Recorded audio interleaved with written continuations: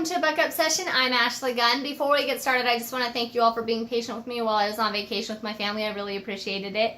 And while I was with them, I read this new series called The Roberts of Silver Springs by Kristen Osborne, and I want to talk about one book specifically. But before we do that, I want to mention this is a clean romance. When I looked it up, it talked about it being contemporary romance, but not clean. And I assure you it is a clean series, so if that's something that you're looking for, personally, I tend to find clean romance under historical and Western, so when I come across contemporary romance, I get really excited, especially well-written ones.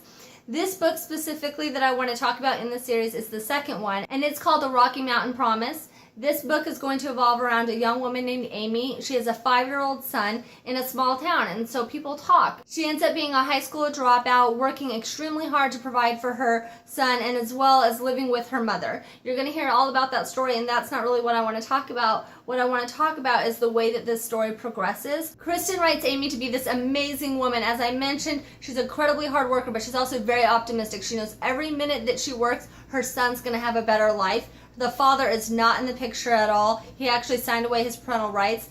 And I'm not going to go too much further into this other than to say eventually what happens is Amy is going to meet this guy named Spike, which is just the most incredible name ever. And they're going to meet almost the first page. Yeah, first page. So you're going to get to know the main characters from the beginning.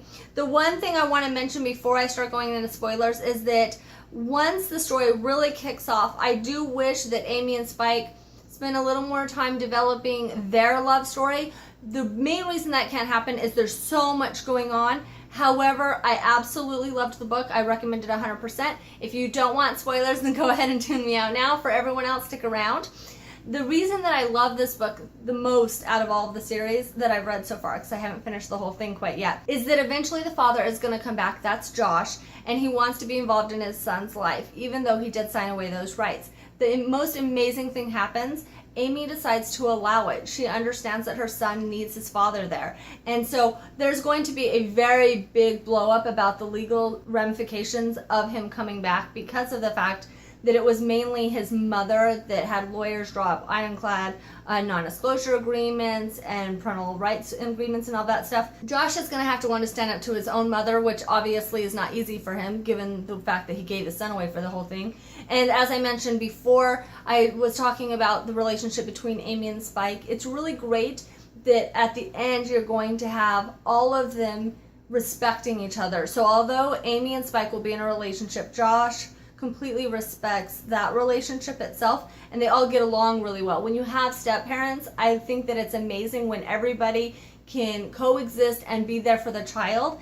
I think that Kristen has probably written that the best so far that I've ever read, so I would absolutely recommend that for that purpose alone, but also, as I mentioned, a clean romance and extremely well written. I got this on Kindle Unlimited, and the majority of her series, I haven't finished it like I mentioned, but the beginning for sure is all on Kindle Unlimited, so if you have that, I recommend you go ahead and read it for free, and maybe if you like them enough, go ahead and purchase the books. I hope this review helped. I know I don't get too many clean romances up on my site, so when I find them, I get really excited.